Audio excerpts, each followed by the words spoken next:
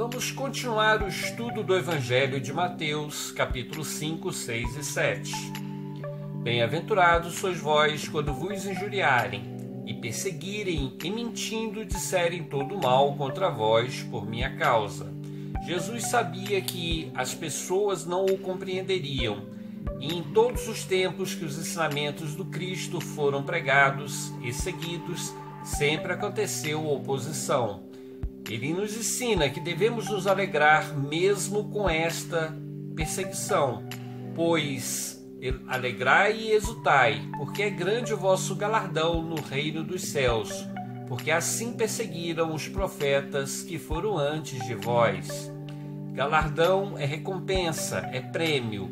Então ele fala, alegre-se e conte para todo mundo que é grande a sua alegria de seguir os ensinamentos do Cristo. Antes de nós, os profetas também ensinavam o caminho da verdade, a lei de Deus. A partir do momento que eles falavam da lei de Deus, mesmo sem conhecer Jesus, mesmo sem ter contato com o Mestre, eles também foram perseguidos. Da mesma forma que os profetas foram perseguidos, aquele que é cristão verdadeiro também deve se alegrar, porque todos que transmitem um bom ensinamento são perseguidos. O desequilíbrio, a maldade, não quer ver a prosperidade da humanidade. Profeta era um termo utilizado no passado para designar médiuns. Os médiuns eram os profetas do passado. Vós sois o sal da terra. Mas se o sal se tornar insípido, com que há de restaurar-lhe o sabor? Para nada mais presta, senão para ser lançado fora e ser pisado pelos homens. Nós somos o sal, e significa que nós temos de ter um sabor, um tempero. Nós não estamos aqui na Terra simplesmente para sermos espectadores, testemunhas do que vai acontecer, do que aconteceu. Nós estamos aqui como seres ativos da criação, preparados para a nossa própria evolução, conduzidos para o adiantamento da própria humanidade. A partir do momento que fazemos a nossa parte, observando o que é que devemos fazer, colocando sabor, colocando tempero nas nossas ações, aí sim nós colaboramos com a humanidade. Preste atenção, o sabor, ela é a emoção. Uma pessoa pode ter raiva, pode ter alegria, pode ter tristeza. O que não podemos fazer é nos tornar pessoas apáticas, ficar em cima do muro. É bom saber que uma pessoa tem raiva, pois essa raiva pode ser tratada. É bom saber que a pessoa está com alegria, pois a alegria conduz a outros sentimentos nobres. Porém, nada podemos fazer quando uma pessoa está em cima do muro, neutra. Jesus nos recomenda, nós somos o sal da terra, nós não estamos aqui simplesmente para testemunhar, não estamos aqui apenas a passeio, estamos aqui para deixar a nossa parte, a nossa emoção, fazer o que nos compete fazer. Vós sois a luz do mundo, não se pode esconder uma cidade situada sobre um monte, nem os que acendem uma candeia a colocam debaixo do alqueire, mas no velador, e assim ilumina todos que estão na casa. Assim resplandeça a vossa luz diante dos homens, para que vejam as vossas boas obras e glorifique o vosso Pai que estás no céu. Nós somos a luz do mundo. A nossa luz são as nossas qualidades, os nossos talentos. Se nós temos qualidades, nós temos talentos, temos que mostrar para o mundo, temos que iluminar o mundo com a nossa sabedoria, com o nosso conhecimento.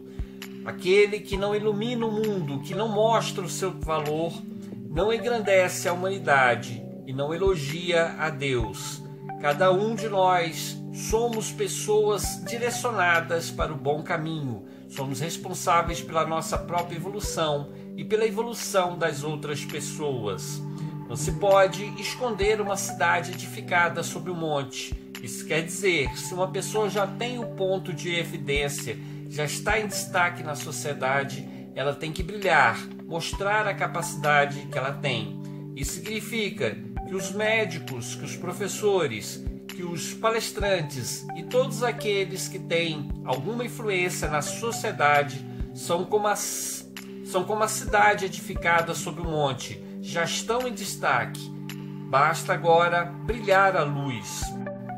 Nem se acende uma candeia e coloca debaixo do alqueire.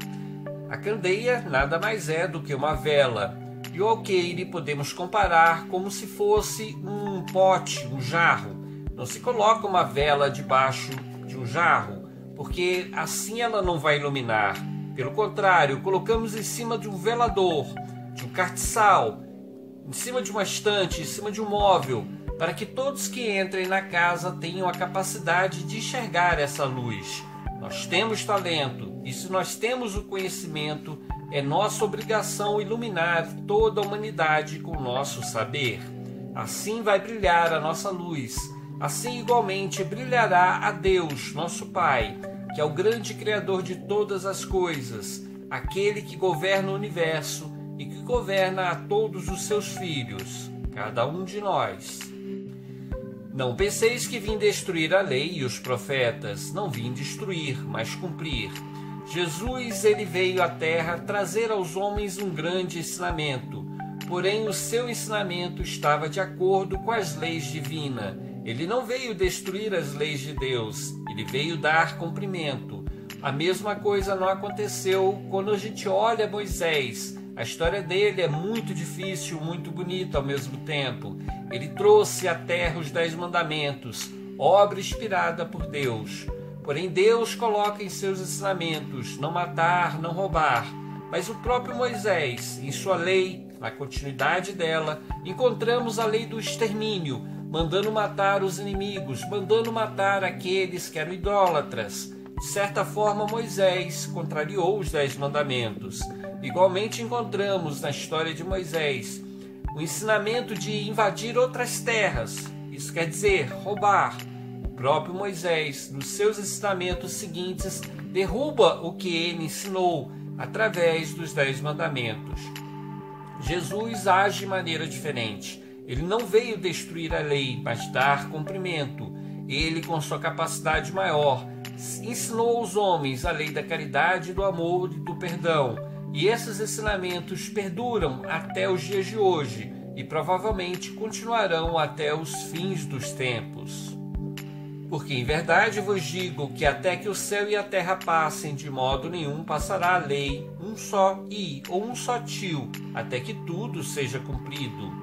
A lei de Deus está escrita em nossa consciência. Ela surgiu muito antes do homem nascer. Ela surgiu antes da criação do próprio universo. As leis de Deus são infinitas, certas e corretas. E mesmo que o mundo acabe, mesmo que acabe toda a existência universal, as leis de Deus continuarão. Os Espíritos nos ensinam que mesmo que o mundo material deixasse de existir, não afetaria em nada o mundo espiritual. Isso quer dizer que a lei de Deus é sábia e ela é imutável, não precisa sofrer alterações, porque ela já é perfeita. Qualquer, pois, que viola um desses mandamentos, por menor que seja, e assim ensinar aos homens, será chamado menor no reino dos céus. Aquele, porém, que os cumpre e ensina, será chamado grande no reino dos céus. É de grande valor a propagação das leis divinas, lei de caridade, lei de amor, lei de perdão, entre outras leis, lei de regeneração, de destruição.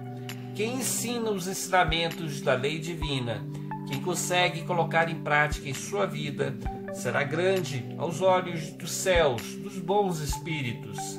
Aquele, porém, que é materialista, aquele, porém, que se apega à ideia do suicídio, da eutanásia, do aborto, de tantas práticas criminosas que atendem o interesse humano instantâneo, mas que desprezam os valores da vida, da liberdade, da responsabilidade. Aqueles que tentam achar atalhos para a própria existência, para a própria consciência, esses serão chamados pequenos, menores no reino dos céus. Pois eu vos digo que se a vossa justiça não exceder a dos escribas e fariseus, de modo nenhum entrareis no reino dos céus. O exemplo que Jesus dá é que a gente tem que se superar, observando que o fariseu era aquele religioso, devoto, que cumpria todos os ensinamentos. E os escribas eram aqueles que anotavam, que distribuíam, eram os guardiões da lei. Ambos eram pessoas em destaque da sociedade hebraica, que depois se transformou em sociedade judaica. Se não conseguirmos superar os costumes simplesmente da aparência religiosa, se não nos lembrarmos que mais importante do que seguir a lei que está nas Escrituras, nós não seremos merecedores de entrar no reino dos céus, porque é mais importante para nós seguir a lei de Deus, seguir os ensinamentos do Cristo, do que ser um conhecedor profundo dos rituais, das cerimônias ou do próprio texto sagrado. Deus não quer conhecedores, mas praticantes do seu ensinamento. Que Deus possa nos iluminar e guiar em todos os momentos de nossa vida. Em outro momento continuaremos o nosso estudo. Que Deus abençoe a todos nós.